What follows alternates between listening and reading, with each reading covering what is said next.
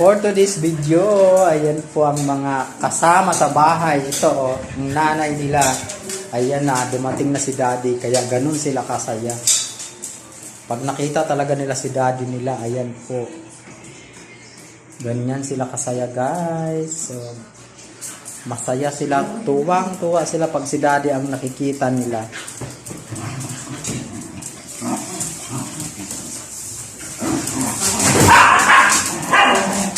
Diba?